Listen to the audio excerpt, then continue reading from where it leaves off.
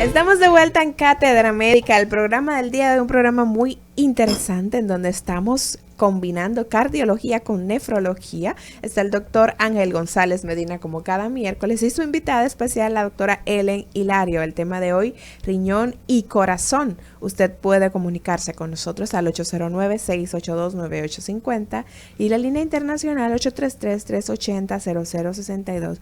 Doctora Ellen Hilario, usted ha indicado, ya hemos detallado el tema de la función renal, cómo se afecta, pero usted también ha indicado que el daño renal no se da de un día para otro, sino es algo que se va dando de manera progresiva. ¿Qué puede ir sintiendo el paciente cuando comienza este riñón a afectarse? ¿Cuáles son los síntomas que puede presentar? Bueno, yo decía que desde el embarazo hay que tomar en cuenta la función de los riñones, porque el peso al nacer tiene mucho que ver con la posibilidad de daño renal en el futuro. Lo primero que tengo que tratar es eso.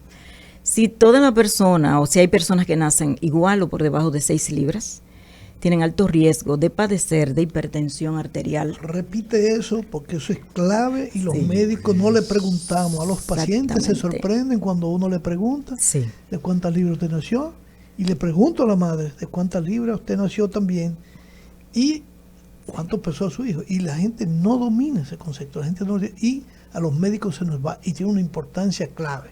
Yo quiero que tú repitas eso como un elemento clave de educación para la población. Claro, eso es parte de las primeras preguntas. Hay familias que tienen daño renal. ¿Cuánto tú pesaste? Abren los ojos los pacientes, se sorprenden. Yo no manejo esa información, doctora. Llaman a la madre por ahí, la madre no se acuerda. O sea, ya las personas no hablan de cómo nacieron, de cómo fue su parto. Un segundito. Sí, cómo no. Sí. Entonces es muy importante el peso. O sea, 6 libras o menos de 6 libras al nacer tiene alto riesgo de padecer de hipertensión arterial, de padecer de insuficiencia renal. ¿Por qué? Porque la masa renal no se termina de formar. Porque nos quedamos cortos en la cantidad de células que se deben formar, de nefronas dentro de los riñones. Entonces esos son órganos que están trabajando como en llanta, como dicen, para que la población entienda. Y hay que agregar además que también tiene una mayor predisposición al síndrome metabólico. Pero claro, un dato muy interesante. Y no solamente bajo peso al nacer, que ya tú lo mencionaste también, lo de nacer con un peso más de 9 libras. Claro que hay una mayor tendencia, sobre todo a hipertensión, diabetes, etc. Sí, porque hay que evaluar esa madre, porque la madre puede ser diabética, entonces ya esas son nefronas que nacen, que son meganefronas en hiperfiltración. La hiperfiltración hace también igual daño que si estuviera filtrando poco el riñón. Vamos a escuchar, doctora Ellen Hilario, qué dice la gente. Buenos días, adelante con su pregunta. Sí, buenos días. Sí, adelante, le escuchamos. Óigame, yo quiero ver si la doctora me ve esto de una orina. Adelante. Mire, dice el aspecto, claro, gravedad específica 1.008, pH 7, pero me llamó la atención un numerito que dice cetonas, 1 con una crucecita, 1 más.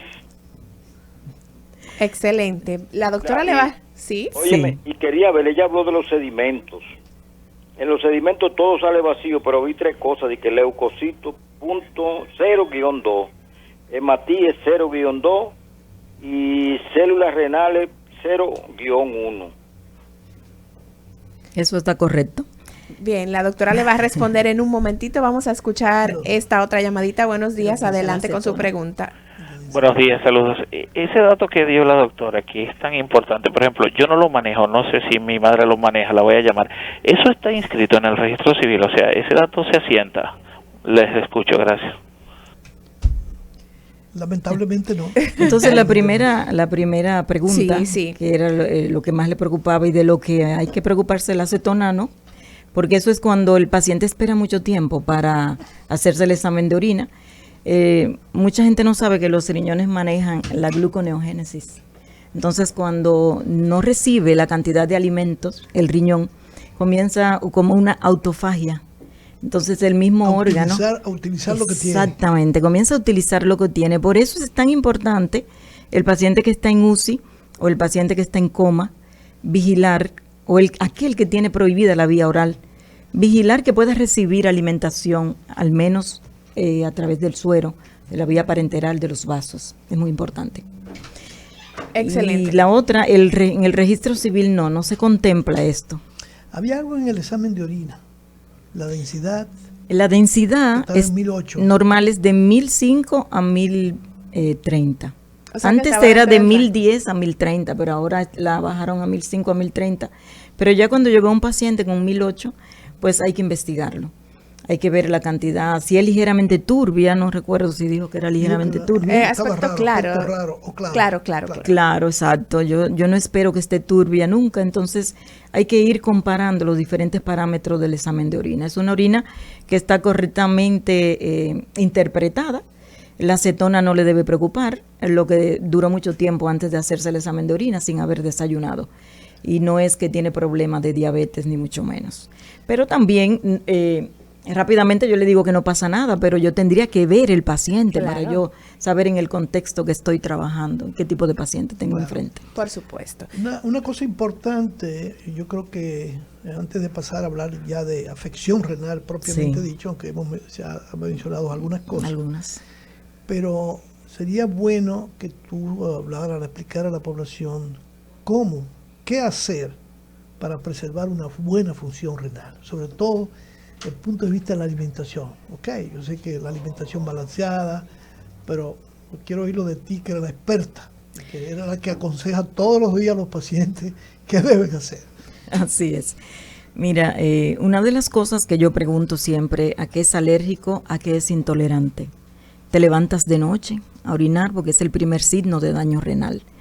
Lo primero, antes de hablar del estilo de vida y de la alimentación, es que usted aprenda a observarse, que sepa si su familia tiene predisposición de daño renal, si ha tenido diabetes, hipertensión, si te levantas de noche, cuánto pesaste en nacer, qué intolerancia a algún alimento tienes mucha acidez, duras mucho para hacer la digestión, tienes alergia a algún medicamento, entonces ya tienes sinusitis, ¿cómo están tus dientes?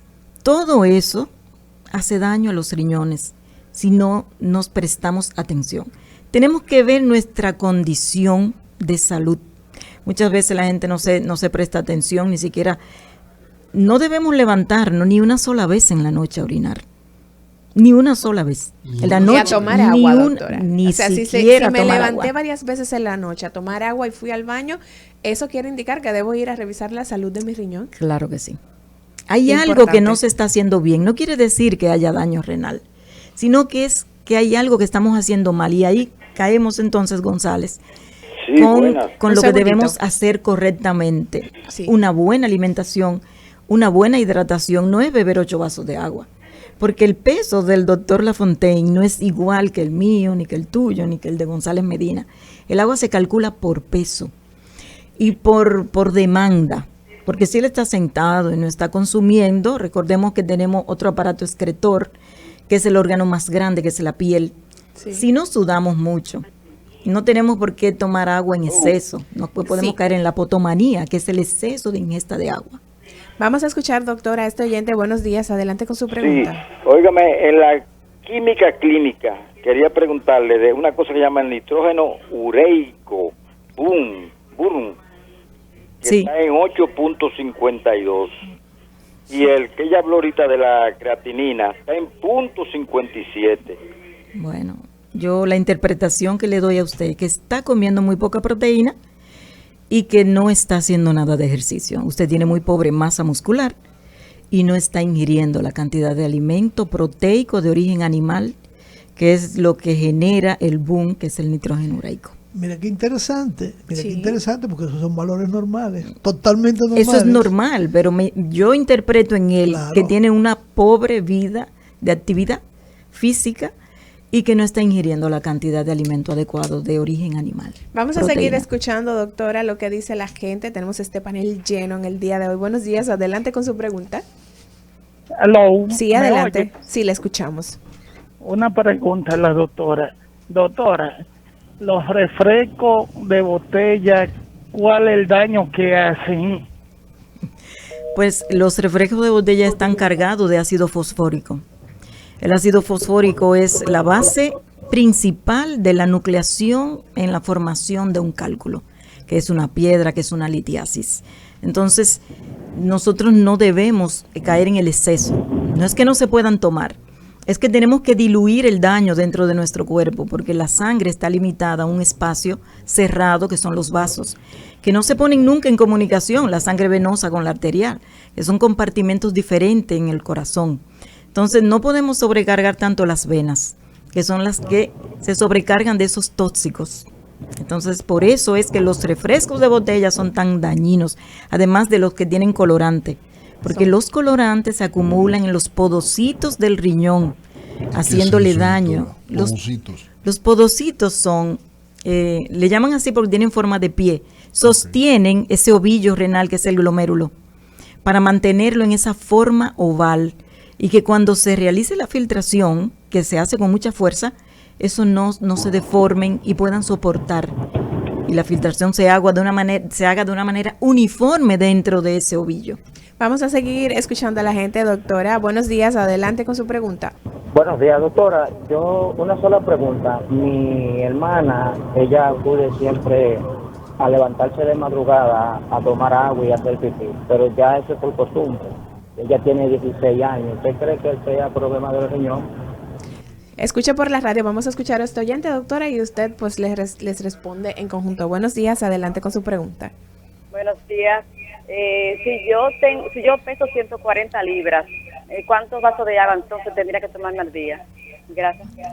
Gracias a usted por su pregunta. Adelante, doctora. 170 libras. 170. Sí. La primera pregunta. Sí, que dice que su hermana se levanta. De 16 años. Sí, su hermana de 16 años se levanta a tomar agua y a hacer pipí en las noches. Hay hábitos que son buenos y hábitos que son malos, pero yo tengo que descartar si ese hábito es por algún daño. Sí. O es simplemente porque ella se acostumbró a eso y entiende que está correcto. Quizá en el día no le da tiempo de ingerir agua y lo deja para la noche, porque las mujeres nos limitamos mucho de ir a los baños por la dificultad que se nos hace poder eliminar la orina, no así en el hombre. Entonces muchas veces trabajamos todo el día y dejábamos beber agua para la noche. Y 150 libras la llevamos a kilo y multiplicamos dependiendo la actividad de ella. Son 3 valores, por 30, por 40 y por 50. ¿Cómo en cada caso? Normalmente yo lo multiplico por 40 si una persona es sedentaria. Sí. Y ella tendría que tomar 2.7 litros de agua. ¿Cuántos vasos? Para 24 horas. Entonces cada litro tiene 32 onzas y ahí ya no sé exactamente cuánto vaso le... ¿Es por vaso cervecero, Chicho? Una botellita tiene 500 cc de agua. O sea que ya le corresponde 5 botellitas y media de agua en 24 horas. Y esa agua no se bebe de golpe. El agua se tiene que beber de manera gradual, desde que uno se levanta, fuera de las comidas y antes de irse 2 horas antes de irse a la cama. Distribuirla durante Exactamente. el... Buenos días, adelante con su pregunta. Sí, buen día. Sí. Yo tengo un familiar, hace ya mucho ya de eso, sí, pero él salió con 2 piedritas chiquitas en un riñón. ¿Qué pasa? Que tenía la creatina, como que le dicen. Creatinina. La tenía sobre de lo normal alto. Yo estaba preocupada porque pensé que le iban a dar diálisis. Ya bajó y está normal. Y botó las 2 piedritas. Hábleme sobre eso. La doctora le responderá en breve. Vamos, baje un poquito el volumen de su radio, por favor. Adelante con su pregunta. Doctora, yo tengo un pequeñito problema. Yo duro mucho sin tomar agua. O sea, yo tomo agua suficiente. Pero cuando yo decido tomar agua, yo tomo agua en exceso, claro, hasta que yo no sienta que la barriga se llene por completo a una temperatura exacta, yo no me siento satisfecho. ¿Qué usted cree que puedo hacer? Disculpe, gracias. Escucha a través de la radio. Adelante, doctora. Entonces la primera pregunta decía que tiene un familiar que tenía unas piedritas en el riñón y la creatinina muy alta y que ya entonces la creatinina bajó, botó las 2 piedras. ¿Qué usted puede decirle con relación a ese caso? Bueno, se produjo una ligera obstrucción en el trayecto de la eliminación de los cálculos, que son las piedras, y una vez que se desobstruye la persona, pues se normalizan la creatinina, que es uno de los marcadores principales para evaluar la función renal. Eso es normal que suceda. Lo que no es normal es que se forme el cálculo, que se forme la piedra. un cálculo tarda de 5 a 7 años en formarse. Es decir, que si nosotros saturamos nuestra sangre en el tiempo, todos los seres humanos tenemos de 7 a 15% de probabilidad de tener un cálculo en la vida y que éste pueda obstruir la vía urinaria. Algunos tienen suerte de que la pueden eliminar. Bien, el otro oyente preguntaba de que él toma agua hasta que siente que se le va a reventar la barriga. Pues lo está haciendo mal. Lo que pasa es que como él se ha habituado, él entiende que es lo correcto. El agua no se toma así. El agua se tiene que tomar gradual. Muchas veces tenemos problemas con los aires acondicionados de los lugares donde laboramos, que nos producen una inhibición de la hormona vasopresina. El frío inhibe la hormona que retiene el líquido en los vasos. Entonces, si nos sometemos a un aire muy frío, vamos a estar estimulando constantemente a la producción de orina. Entonces, yo les recomiendo a los pacientes cuando van que usen un pequeño abrigo, que usen más ropa para que no sometan el cuerpo a ese estrés, que no deben eliminar el agua a destiempo. Claro.